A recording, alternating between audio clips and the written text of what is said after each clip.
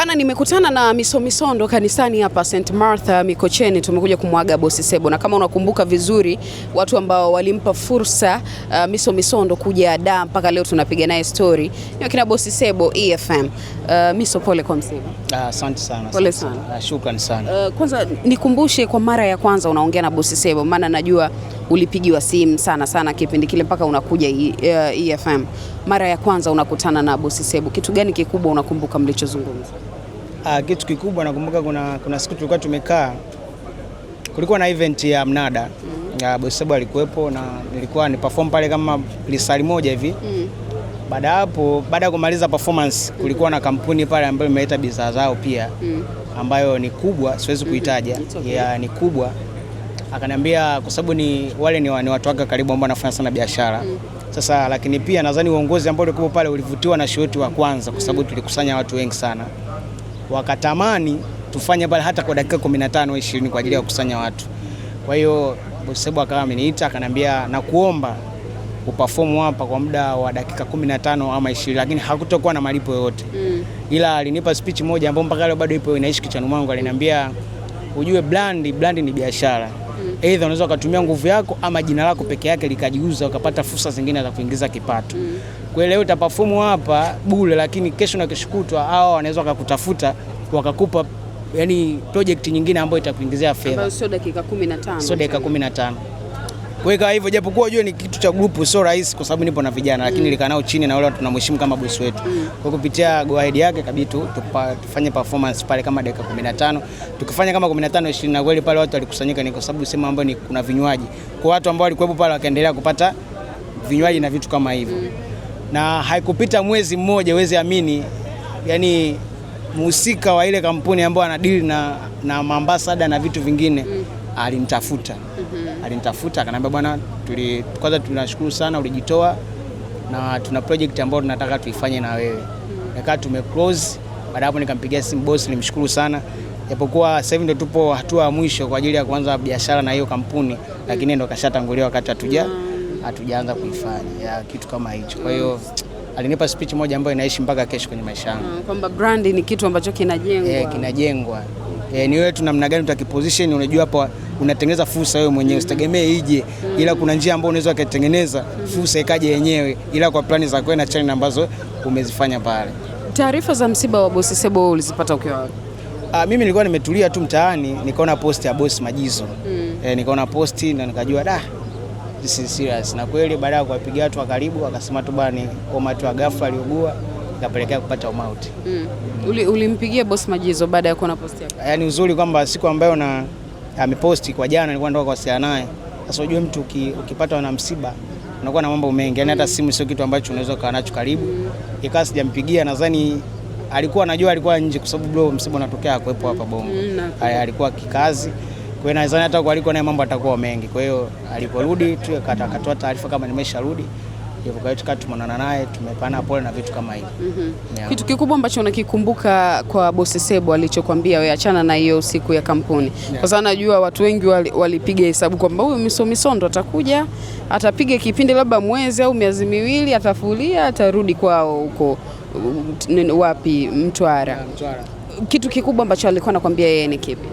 Kitu cha kwanza unajua Boss Sebo ni partnership mkubwa wa CEO wa EFM na TV. Shida ni partnership, wote ni mabosi. Kwa hiyo nakumbuka hata vikao vya kwanza kabisa, unajua mtu ukishatoka sehemu kuja sehemu nyingine, wale ni watu ambao wamekaa kwenye industry muda mrefu. Wameshajenga uzoefu na vitu kama hivyo, wana experience kubwa. Kwa hiyo wanakukalisha chini kwa ajili ya kukutreat na kukuteach kuna vile vitu ambavyo lazima uvijue.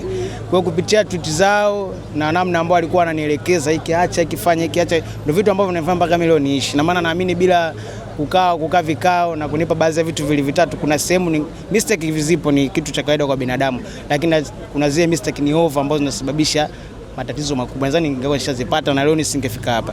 Ila speech zao na nadhani ndio zilifanya mpaka leo na naenda na ule mwenendo ambao ameniambia kuwa nao uachana nao. Ya kwa sababu tulikuwa tunafanya vikao mara kwa mara kwa sababu ni ofisi moja pale FM. Tunakutana fanya hiki. Sababu unajua hata endorsement ishafanya na endorsement zaidi ya 3. Hapo nyuma Nice. Ya na nakumbuka mpaka gari mimi nanunua gari. Nikaja kukufanyia hizo Interview ile ni hizo endorsement ambazo tulifanya kwa sababu bwana msanii atakao upate gari mapema. Ukiangalia katika mtu ambaye yani ametrend afu mpata gari mapema alafu ni gari yani umeingia yadi ni mimi na yeye ndo walikaa chini na boss akasema msanii tumpe endorsement apate gari. Kweli akanipa endorsement nikafanya kazi. Bwana gari yako unaitaka gari gani? Gari fani. Hela inatosha? Inatosha. Poa.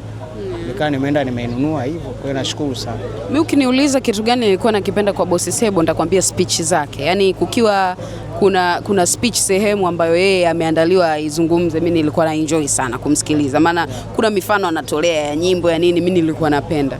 Kwako wewe kitu gani kizuri ambacho ulikuwa unakipenda kwa Boss Sebo? Kwanza Boss Sebo ni mtu ambaye ujue kuna binadamu ambaye ana fursa nyingi amezikumbatia ila inakuwa ngumu kuzitoa kwa watu. Hasa Boss Sebo kwanza ni mtu, Boss Sebo sio mwongeaji wa speech. Ukiona kuna sema anatoa speech ujue ni imepaswa kutolewa. Sasa mimi ndo nilikuwa na enjoy. Sasa yani mtu ambaye akiona anatoa madini, anajua ile dini kilitoa hapa hatafaidika mtu mmoja. Ni zaidi ya mamilioni ya watu watafaidika. Kwa hiyo maana ni mtu ambaye akiwa nacho kitu hakikumbatii. Kwa sababu unajua sasa hivi bwana tuna watu wengi ambao wana fursa kwa hapa watu kazi, project, wakue fursa nyingi wanakuwa nazo wanazikumbatia. Ila ni mtu ambaye alikuwa anajitoa akiwa nacho hiki anakuita na ukalisha chini. Akiona unafanya mistake anakuambia biashara iko hivyo. Biashara muziki haitaki hivyo.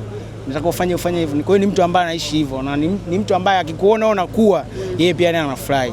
Hongera mdogo wangu naona fresh hivyo. Kwa hiyo ni mtu poa sana.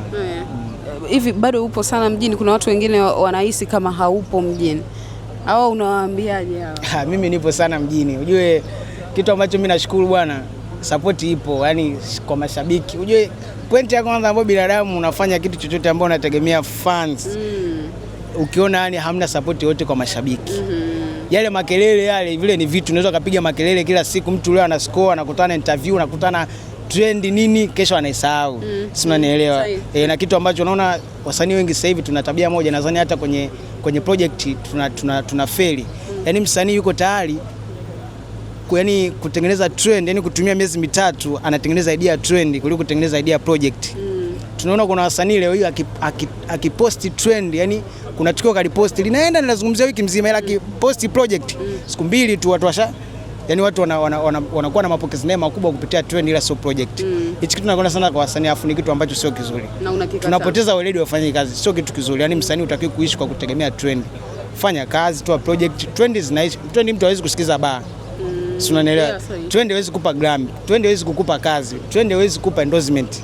Ni kazi. Kwa hiyo tusikae kwamba nasubiri sijui nifanye hiki na hiki, watu waniposti, watu watakuposti ila siku 2 siku 3 watakusahau, ila nyimbo inaishi. Kuna nyimbo walitoa akina nani Lady JD mpaka leo tunazisikiliza na tunaenjoy nazo. Unakuta nyimbo ina miaka 23. Kuna ngoma Diamond hapa juzi tu imetrend, ilikuwa nyimbo miaka 13 nyuma huko, ile leo imetrend inaishi. Ina maana kitu ambacho tunatakiwa tufocus sana kwenye project na sio trend. Tunapoteza muziki wetu. Ukiniambia trend haiwezi kuleta Grammy na mimi nikisikia na kusikia kama unasema siku moja utakuja kuleta Grammy, niko sawa? Ninachokielewa iko sawa. Iko sawa kwa sababu unajua wasanii miaka yote tunakosa Grammy. Unajua kwa nini? Grammy inazingatia kitu cha kwanza, muziki ambao umekupa Grammy ni muziki ambao umeuzalisha wewe mwenyewe. Yaani kuna kile kitu ni asilia. Unaelewa? Sasa kwa hapa Bongo muziki ambao unategemea kwa Grammy ni mmoja tu, ni singeli. Ama pia muziki wa South Africa R&B tunashaona wasanii kibao washafanya. Chakacha ni muziki ya Uganda huko sio wapi. Kwa hiyo hizi rap tunaona huko Mantoni kuna ngoma kibao akina 50 Cent. Kwa hiyo leo kategemea rap ikupe Grammy. Unasema Mantoni? Mantoni ngoma fulani hivi. Sinaelewa. Ndio hizi Marekani kuna zitaga Mantoni hivyo.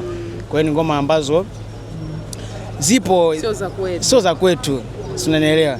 Kwa hiyo ni kitu ambacho uwezo leo unaonekana unakaa alafu unategemea eti nifanye rap nitapata Grammy, uwezi kutoboa. Ni singeli tu peke yake. Tunaona wakubwa wanafanya singeli zinaenda.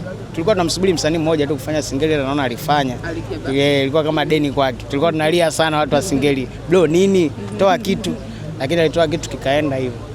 Na sisi vijana tupo. Sisi watu ambao tunategemea singeli na tunapush singeli. Zamani singeli ilikuwa inaonekana muziki wa kiuni. Ila sasa hivi unakutana na V8, 4D, ndani mtu anasikiza singeli. Hizi nyumba za kishoto wanakula singeli. Wazungu kila siku huko tunazoona DM nini Singeli, kwa ni kitu kizuri sana. Hivi hawa wasanii wakubwa ushafanya na Rayvanny, kuna mtu mwingine ambaye mko kwenye mazungumzo ya kufanya kazi kama Harmonize, Diamond, Alikiba au Nandy, Zuchu? Okay. Unajua mimi kuna utofauti wa kitu kimoja. Kuna watu wengi wanaona afichi kitu muhimu sana wakijua. Wanaona collaborations za wasanii sio mara kwa mara. Unajua mimi sio DJ wa kupiga beat na sio producer. Hicho kitu lazima watofautishe. Kuna mtu mwingine atakwambia bwana nahitaji beat ya Singeli. Ni sawa, lakini mimi kwa namna nilivyojiwekea, unajua mimi na social media za kwangu ambazo natamani pate numbers na vitu kama hivyo. Kwa hiyo kuna misingi mingine unakuta kuna mtu anashindwa kufuata. Si unanielewa? Kwa hiyo na mimi itakuwa kama ni DJ tu wa kupiga beat, nishapiga wasanii zaidi ya 100 mpaka sasa hivi. Ila kuna misingi yangu ambayo nimejiwekea kibiashara na hata management yangu ndio imepanga hivyo. Sema sijui kama umewahi kuambiwa hilo, uko vizuri sana hapa upstairs. Yaani una akili sana. Asante sana. Namna unavyojibu maswali, yani kuna namna na kuona utafika mbali. Shukrani sana, nashukuru sana. Mwenyewe nakukubali sana, ni most of presenter ambaye ni yani utafika mbali ni wewe. Siku moja nikakutana na interview Zuchu anakusifia. Natamani siku uje uwe hata na media yako hivi na kuombea kwa Mwenyezi Mungu aje akujalie. Kwa sababu uko vizuri sana. Unajua katika watu ambao wanaongozwa kwa kuchonganisha mada na vitu ni nyinyi, yani waandishi. Unakuta yani ni ndo watu wa kwanza. Ila ni mtu ambaye una maswali ambayo yako straight. Yani swali ambao unajua kuna shabiki, yani ni kama unaingia kwenye akili za watu. Kuna shabiki anahitaji ajue kuhusu hichi kitu, anauliza kitu ambacho kiko front. Ila kuna mtu anakuja kuuliza swali ambalo unajua tu kuna interview moja bwana, yule mtangazaji na mlaani mpaka kesho na siwezi kuja kufanya interview naye. Kaenda kakata kipande afu kaja kuonekana kama nimeikataa timu fulani. Yani kuna namna ni ile nilichukia sana na ikatengeneza uadui, yani kuonekana kama mimi ile watu ambao nimefanya nao kazi nilienda kwa ajili ya fedha, ila sio kwa ajili ya kujitoa kwa ajili ya kile kitu. Ila ni interview afu ilikuwa ni sekunde 5. Unajua mtu ambaye amekusudia kitu hakiwi kirefu. Yaani ni kile tu anajua yes hapa napata content. Kote ya kitu unamharibia mtu muziki, afu sisi tunaishi kwa kutegemeana. Kwa hiyo sio mnyama sana wewe. Ila ni mtu ambaye umenyooka sana. Kuombea kwa Mwenyezi Mungu akubariki kabisa.